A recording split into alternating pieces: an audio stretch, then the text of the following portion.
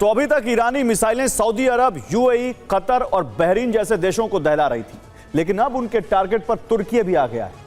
युद्ध शुरू होने के बाद ऐसा दूसरी बार है जब ईरान की बैलिस्टिक मिसाइलें तुर्की के एयर स्पेस में दाखिल हुई। ईरान के इस मिसाइल अटैक ने तीसरे विश्व युद्ध की चिंगारी को और भड़का दिया है, लेकिन एक्सपर्ट्स इसके पीछे इजरायल का हाथ मान रहे हैं। शक है कि तुर्की की धरती पर गिरने वाला मिसाइल का मलबा ईरानी जरूर था, लेकिन इस मिसाइल को यहां पहुंचाया इजरायल ने था। सवाल है, बेंजामिन नेतन्याहू ऐसा षड्यंत्र क्यों रचेंगे और ईरानी मिसाइल वाया इजरायल तुर्की तक कैसे पहुंची? सुपर प्राइम टाइम की इस एक्सक्लूसिव रिपोर्ट में देखिए। पुल्स की माने तो इस मिसाइल का टारगेट तुर्की में मौजूद नेटो का इंसरलिक एयरबेस था, जहां अमेरिका के B-61 परमाणु बम मौजूद हैं। ये मिसाइल इराक और सीरिया से होते हुए तुर्की पहुंची, लेकिन ये मिसाइल टारगेट तक पहुंचती उससे पहले ही मिसाइल को तबाह कर दिया गया। अगर ये इजराइल का फॉल्स फ्लैग ऑपरेशन होता तो मिसाइल भूमध्य सागर से होते हुए तुर्की पहुंचती, लेकिन मिसाइल इराक और सीरिया के रास्ते तुर्की तक पहुंची। आखिर ये कैसे संभव है? और रडार ट्रैकिंग डेटा के मुताबिक यह मिसाइल ईरान के करमनशाह या तबरीज बेस से लॉन्च हुई थी। पहले इराक के एयरबेस में दाखिल हुई, यहां से सीरिया होते हुए आगे बढ़ रही थी।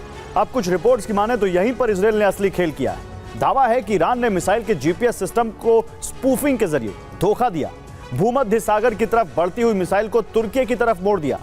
मिसाइल तुर्की में मौजूद इंसरलिक एयरबेस की तरफ बढ़ने लगी, लेकिन वक्त रहते भूमध्य सागर में मौजूद अमेरिकी युद्धपोत ने मिसाइल को डिटेक्ट किया और अमेरिकी एयर डिफेंस सिस्टम ने इसे गंजिया तेप के आसमान में मार गिराया। चेतावनियों के बावजूद मित्रता को खतरे में डालना गलत है। ऐसा कदम नहीं उठाना चाहिए जो हजारों साल पुराने भाईचारे पर कलंक लगा है। वहीं इजराइल को भी मैसेज देते हुए कहा, किसी को भी गलत फहमी नहीं होनी चाहिए। इजराइल के जाल में नहीं फंसना चाहिए जो भाई को भाई के खिलाफ भड़काना चाहता है। दरअसल ईरान के पास बेहद आधुनिक सॉफ्ट किल सिस्टम मौजूद है जिसका नाम है स्कॉर्पियस इलेक्ट्रॉनिक डोम।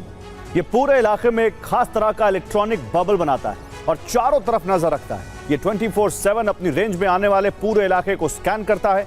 किसी भी दिशा से चाहे मिसाइल आए या फिर ड्रोन, उसकी पहचान करता है। सबसे पहले मिसाइल के नेविगेशन को जैम करता है और इसके बाद मिसाइल को सिग्नल भेजकर भ्रमित करता है, जिसकी वजह से मिसाइल अपने टारगेट से भटक जाती है और कहीं दूर निकल जाती है। इससे इजरायल बिना किसी इंटरसेप्टर के कई मिसाइलों को एक साथ रोक सकता है। रिपोर्ट्स की माने तो इजरायल ईरान युद्ध में अब एक कदम आगे बढ़ गया है। वो जीपीएस स्पूफिंग के जरिए सिर्फ दुश्मन की मिसाइलों को टारगेट से भटका ही नहीं रहा है, बल्कि नए टारगेट सेट भी कर रहा है। दरअसल अंतरिक्ष में मौजूद सैटेलाइट्स लगातार PRN कोड भेजती हैं। इन्हीं कोड्स को मिसाइल का जीपीएस रिसीवर पकड़ता है, जिसके बाद अपनी लोकेशन और वक्त की सही गणना सटीक टारगेट तय करता है। लेकिन इजरायल मिसाइल के जीपीएस रिसीवर को धोखा दे रहा है। वो जमीन पर मौजूद ट्रांसमीटर से नकली सिग्नल भेजता है। ये सिग्नल असली सैटेलाइट सिग्नल से बेहद ज्यादा मजबूत होते हैं और मिसाइल में मौजूद जीपीएस रिसीवर सबसे मजबूत सिग्नल को प्राथमिकता देता है। वो नकली सिग्नल को लॉक कर लेता है, जिसके बाद ट्रांसमीटर अपना काम शुरू करता है। वो धीरे धीरे मिसाइल की लोकेशन बदलता है। कुछ ही सेकंड में रिसीवर गलत पोजीशन ले लेता है और दुश्मन के सेट किए टारगेट की तरफ मिसाइल बढ़ना शुरू कर देती है और कुछ मिनटों बाद वो दूसरे टारगेट पर पहुंचकर उसे तबाह कर देती है।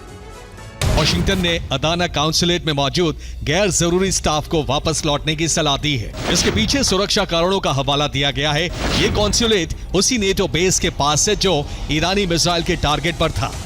इसके अलावा दक्षिण पूर्वी तुर्की में मौजूद अपने नागरिकों को देश छोड़ने की एडवाइजरी जारी की है।